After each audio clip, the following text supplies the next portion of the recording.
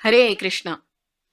భగవంతుడు సృష్టించిన కాల నిర్మాణం గురించి కొంత భాగం తెలుసుకోవడానికి ప్రయత్నం చేద్దాం.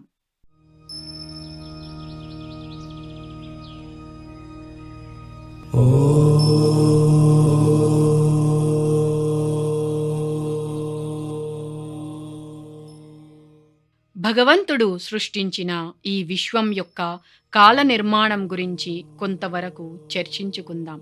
మన కాలమానంలో 4 యుగాలు ఉన్నాయి. అవి సత్యయుగం లేదా కృతయుగం, త్రేతాయుగం, ద్వాపరయుగం మరియు కలియుగం. వీటిని కలిపి మహాయుగము, దివ్యయుగము లేదా చతుర్యుగము అంటారు. ప్రతి యుగానికి కొంత కాల పరిమితి ఉంటుంది. కలియుగం 4,32,000 సంవత్సరములు, ద్వాపరయుగం 8,64,000 సంవత్సరములు, ఇక త్రేతాయుగం 12,96,000 సంవత్సరములు మరియు సత్యయుగం 17,28,000 సంవత్సరములు అన్నమాట. చతుర్యుగ కాలము 4.32 మిలియన్ సంవత్సరములు అంటే 43,20,000 సంవత్సరములు అన్నమాట. ఇలాంటి చతుర్యుగాలు 71 కలిస్తే దానిని ఒక మన్వంతర కాలం అంటారు. 71 చతుర్యుగాలు ఇంటూ 4.32 మిలియన్ సంవత్సరములు అంటే 306.72 మిలియన్ సంవత్సరములకు సమానంగా ఉంటుంది ఒక మన్వంతర కాలం.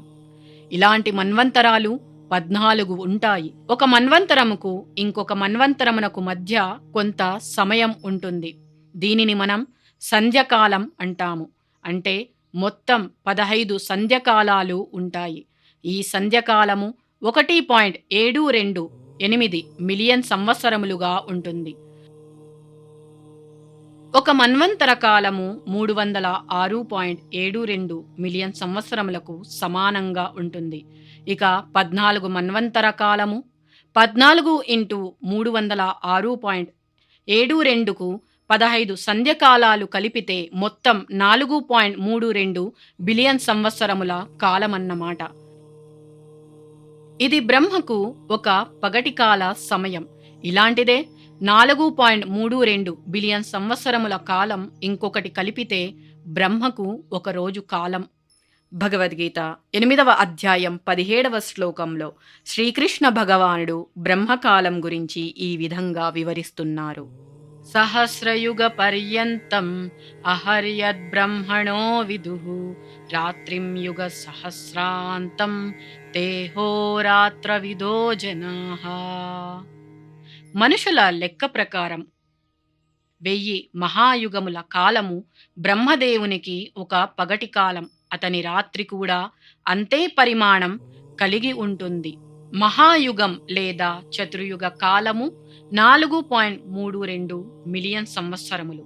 ఇలాంటివి 1000 కలిపితే 4.32 బిలియన్ సంవత్సరములు అన్నమాట. ఇది బ్రహ్మ పగటి సమయం. అంతే సమయం రాత్రికాలం. అంటే బ్రహ్మకి ఒక రోజు 8.64 బిలియన్ సంవత్సరములు.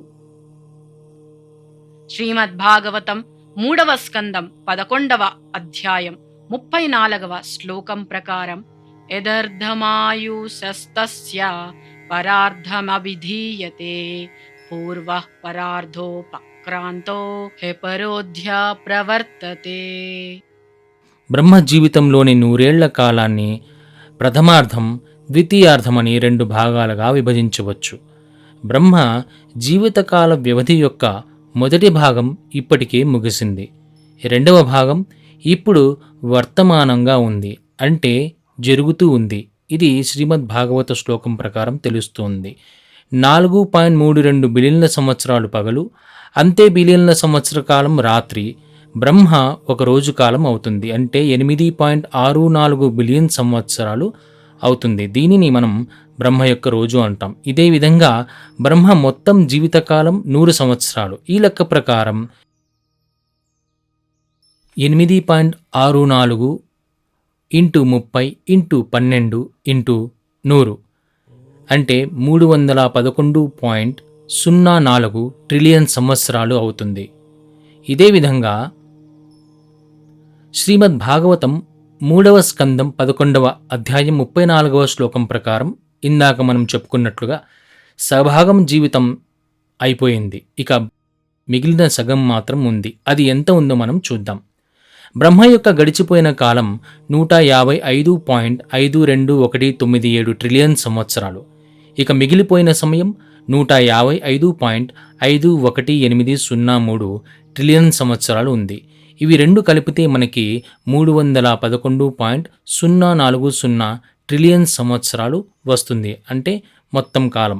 ఇది బ్రహ్మ సృష్టి సమయంగా మనం చెప్పుకోవచ్చు.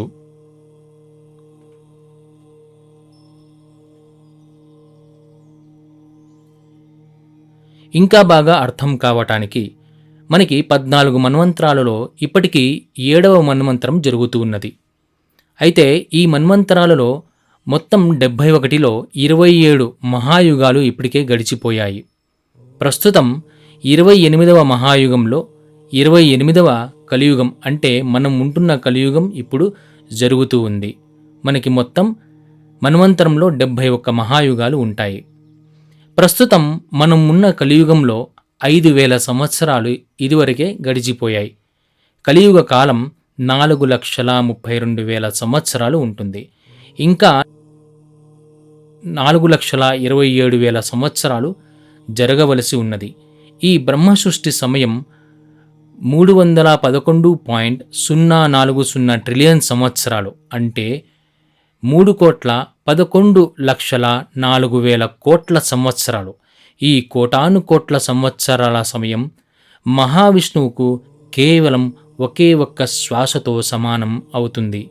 ఇది కృష్ణ భగవానుని యొక్క విస్తారమైనటువంటి సృష్టి. ఇలాంటి కోటాను కోట్ల విశ్వాలు భగవంతుని చేత సృష్టించబడుతూ అలాగే లయం అవుతూ ఉన్నాయి. ఈ విషయం భగవద్గీత 9వ అధ్యాయం 8వ శ్లోకంలో వివరించబడినది.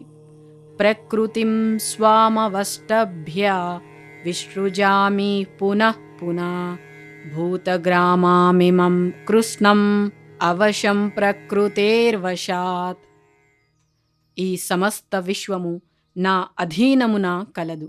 అది నా సంకల్పము చేత అప్రయత్నంగా మరలా సృష్టించబడుతూ నా సంకల్పము చేతనే అంతములో లయం పొందుచూ ఉన్నది. ఇలాంటి ఖచ్చితమైన కాలమానం కేవలం భగవంతుడే చేయగలడు. అదేవిధంగా మన సనాతన ధర్మం కేవలం సనాతనుడైన కృష్ణ భగవంతుని చేత నిర్మితమైనదని రుజువు అవుతూ ఉన్నది.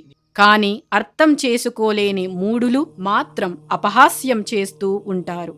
ఇది భగవద్గీతలో 9వ అధ్యాయం 11వ శ్లోకంలో ఈ విధంగా చెప్పబడినది. అవజానంతి మా మూఢా మానుషీం తనుమాశ్రితం పరం భావమజానంతో మమ భూత మహేశ్వరం. అన్నింటికీ పరమ ప్రభువైన నా దివ్యత్వమును తెలుసుకోలేక నేను మానవ రూపమున అవతరించినప్పుడు మూఢులు నన్ను అపహాస్యం చేస్తారు అని కృష్ణ భగవానుడు పలుకుతున్నారు. హరే కృష్ణ.